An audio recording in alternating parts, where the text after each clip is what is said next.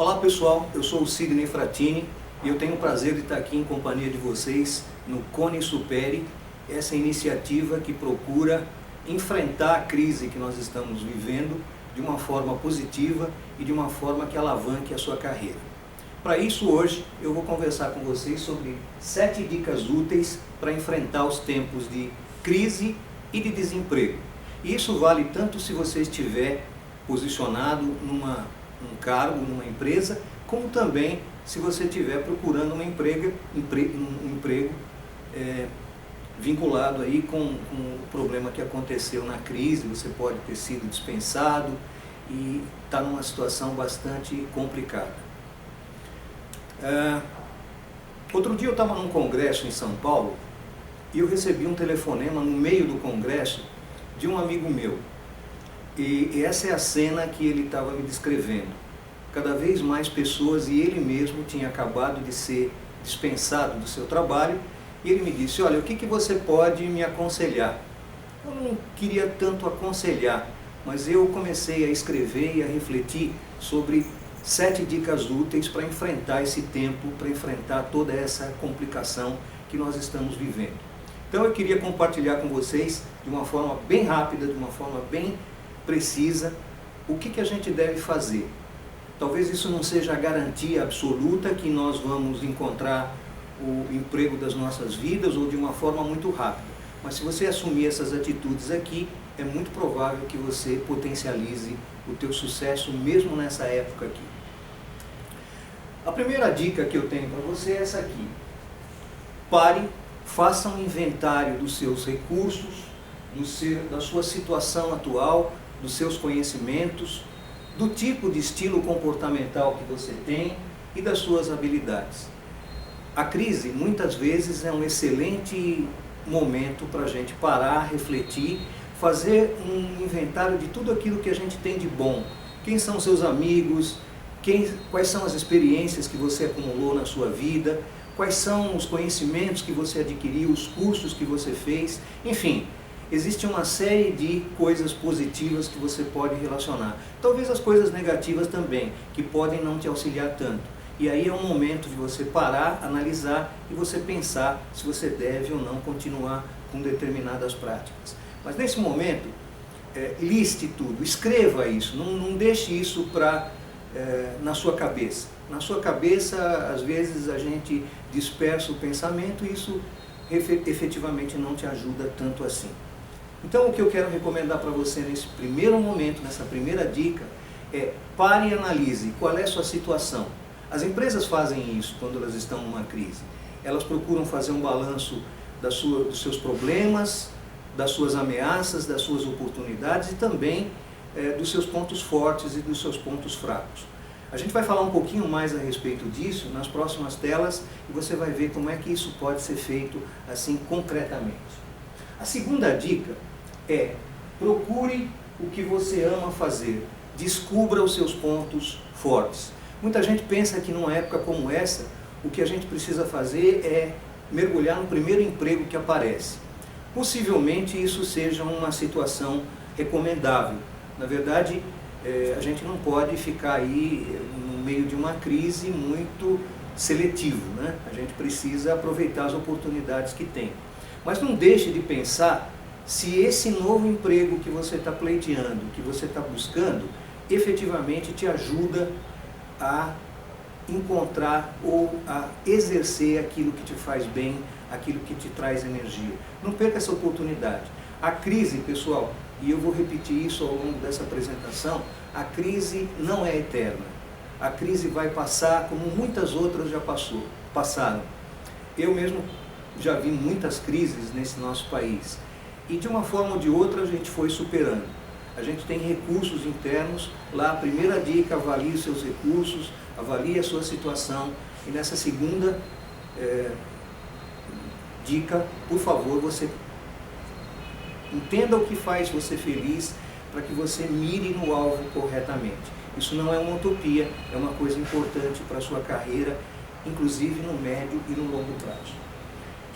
Como é que isso você pode fazer? Como é que você pode entender efetivamente qual é a lógica dessa recomendação? Eu queria mostrar para vocês um diagrama aqui. Como é que se dá a matemática do aproveitamento do seu talento? Primeira coisa, o que as empresas buscam é resultados. Se você oferece resultados, efetivamente você está muito mais seguro. Resultados são produzidos por pessoas. Se você colocar numa sala aí computadores, diagramas, manuais, etc., eles não vão fazer nada sozinhos. Eles só vão fazer se as pessoas estiverem lá. E precisa ser pessoas com atitudes de alta performance. O que é atitude de alta performance? Atitude é todo o movimento do indivíduo. Se ele fica parado é uma atitude, se ele se dispõe a se comunicar é uma atitude, se ele se omite é uma atitude, tudo é uma atitude. E alta performance é encontrar os objetivos e metas do seu escopo de trabalho. Então, atitudes de alta performance são aquelas pessoas que atingem ou superam as suas metas características no seu trabalho. Agora, o que produz atitudes de alta performance? Evidentemente, a primeira coisa que vem na cabeça da gente são conhecimentos, conhecimentos adequados, não é cultura geral. Se você tiver cultura geral é melhor ainda, mas conhecimentos adequados ao que você faz é muito importante, ok? Mas também tem habilidades. O que é habilidade? Habilidade é o adestramento, é a maestria com que você faz alguma coisa, fruto do quê?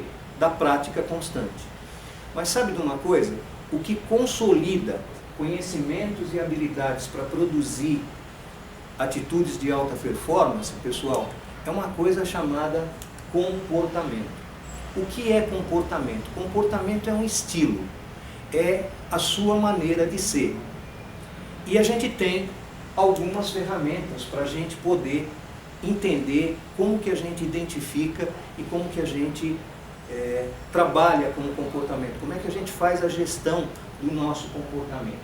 Primeira coisa é que você precisa entrar num processo de autoconhecimento.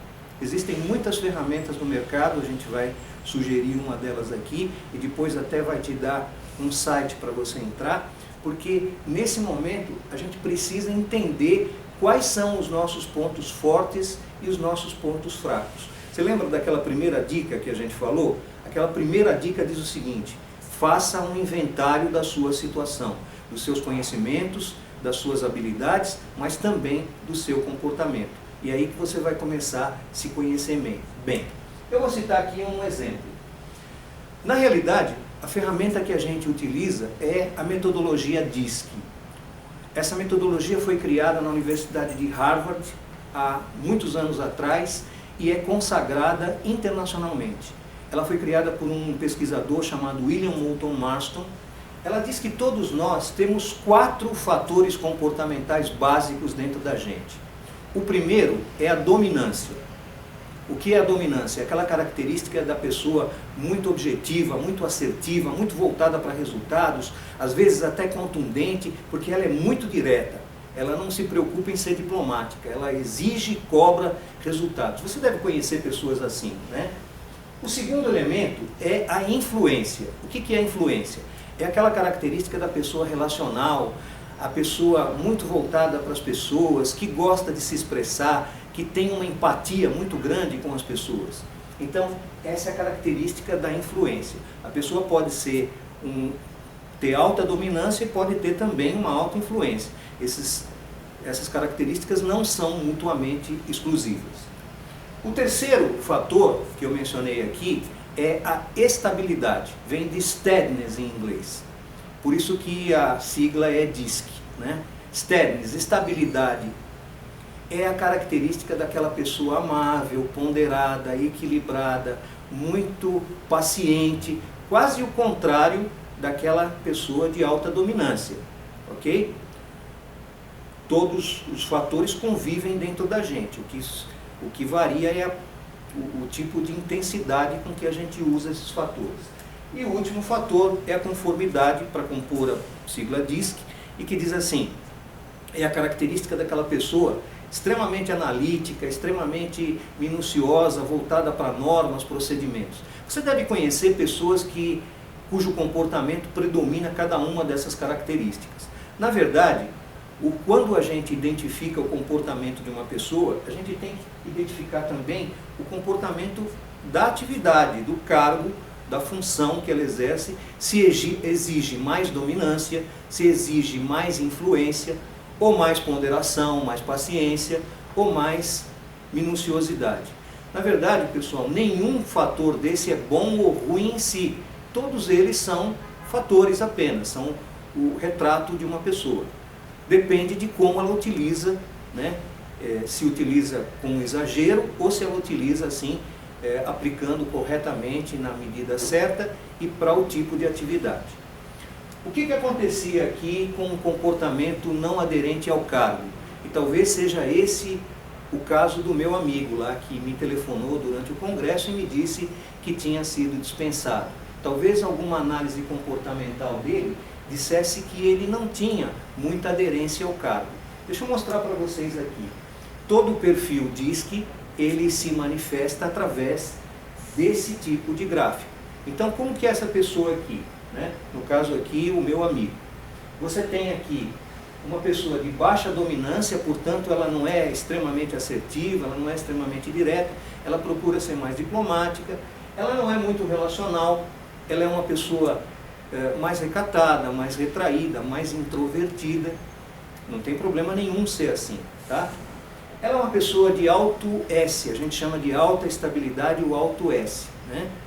O alto S é aquela pessoa, ela é muito ponderada, ela procura segurança, é muito paciente, muito ouvinte, ela gosta de ouvir as pessoas. E o C alto também mostra uma pessoa minuciosa. Esse meu amigo é extremamente minucioso, ele é extremamente voltado para normas, procedimentos, exatidão, precisão e tudo isso. Acontece que o cargo dele exigia uma pessoa que era completamente ao contrário disso.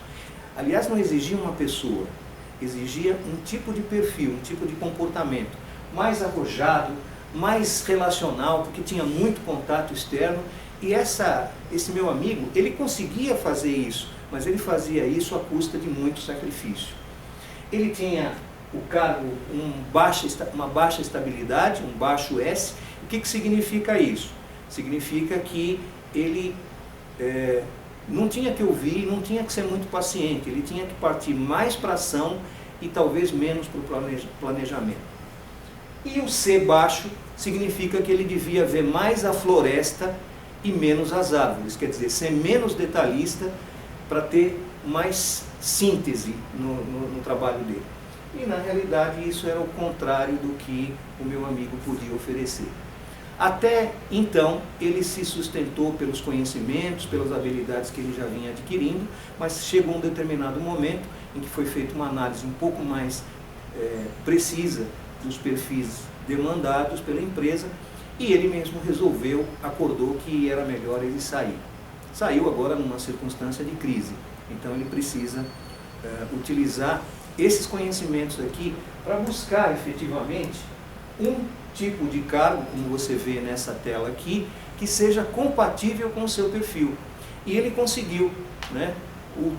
Esse fato aconteceu há alguns meses atrás e agora, nesse momento, ele conseguiu uma posição onde ele tem um tipo de trabalho que demanda minúcia, que demanda ponderação, que demanda rotina, paciência, mas que não demanda, assim, uma atividade muito assertiva e talvez não muito relacional.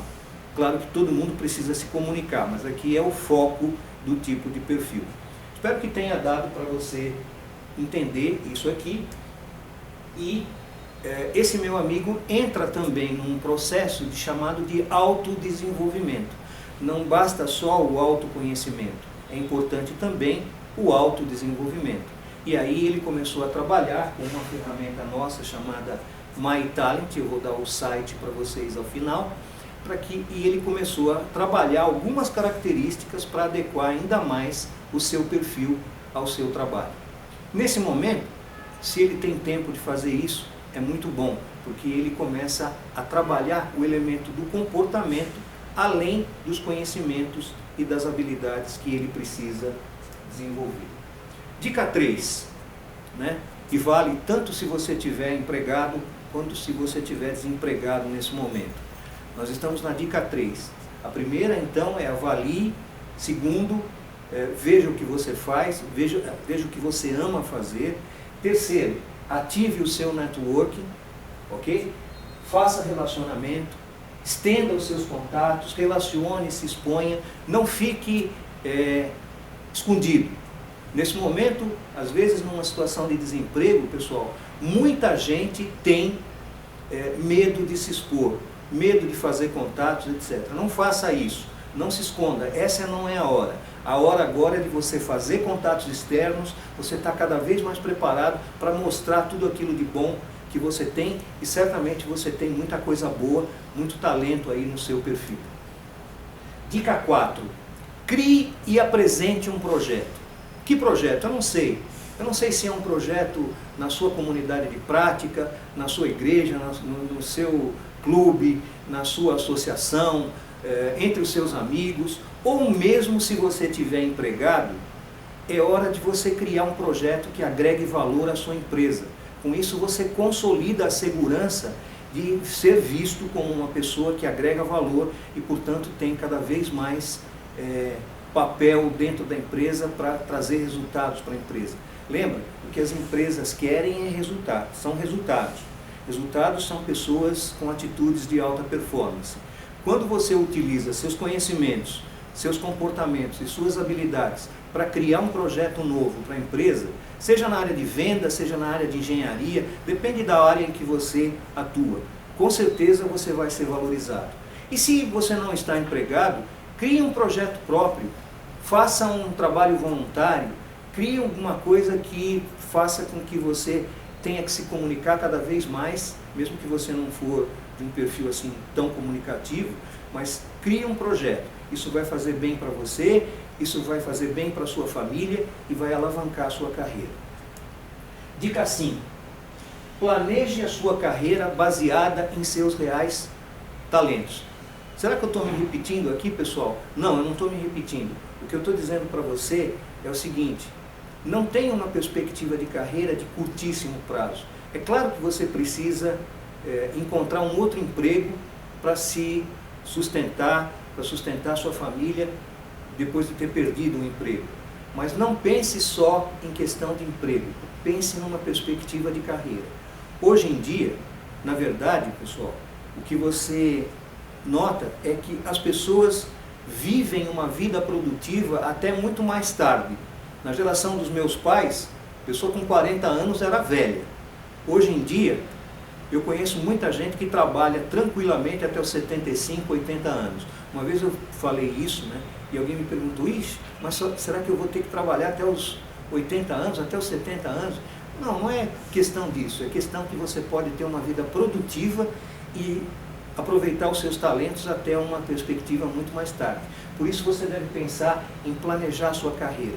Muita gente que eu conheço já está na sua segunda ou na sua terceira carreira. E a ideia é você planejar isso. Dica 6. Aproveite o tempo. Claro que isso vale se você estiver empregado, mas vale também se você não estiver empregado. Não fique jogando videogame, ou assistindo televisão, ou passeando no shopping, simplesmente porque você tem tempo. Talvez durante alguns dias você possa fazer isso para descansar, para colocar as ideias no lugar, mas aproveite o tempo, você não está de férias. O seu trabalho agora é encontrar um outro trabalho. E é isso que você deve focar as suas atividades. Aproveite o seu tempo para aprender, para fazer um curso novo, para ler um livro que você não tinha lido, para criar aquele projeto que eu falei para você agora há pouco. Aproveite o seu tempo, não desperdice. Dizem que o mais precioso bem que uma pessoa tem na vida é o seu tempo. Então, por favor, aproveite bem o seu tempo. E, finalmente, não perca a fé. É muito importante isso. Não desanime, sustente-se na sua crença, ou na sua religião, ou nos seus amigos, ou naquilo que você acredita. Faça isso, não perca a fé, não desanime. E para terminar essa nossa conversa, eu vou apresentar aqui para vocês, né, aí você vai ficar numa situação de integração com o seu novo trabalho. Mas para terminar, eu quero fazer uma citação de uma pessoa muito importante. Numa conferência que ele deu há algum tempo atrás, né, já era um bom tempo atrás, ele disse assim: algumas vezes a vida pode te atingir na cabeça como um tijolo. Não perca a fé. Eu me convencia que a única coisa que me fez seguir em frente é que eu amava o que fazia. Você tem que achar o que você ama. É fazer o que você acredita ser um ótimo trabalho. E a única maneira de você fazer um ótimo trabalho é amar o que você faz. Se você não achou isso ainda, continue procurando e não desista. Como todos os assuntos do coração, você saberá quando encontrar. Quem disse isso foi o ícone da tecnologia, Steve Jobs, que esteve conosco até alguns anos atrás e criou alguns dos produtos mais inovadores que a humanidade já teve oportunidade de experimentar.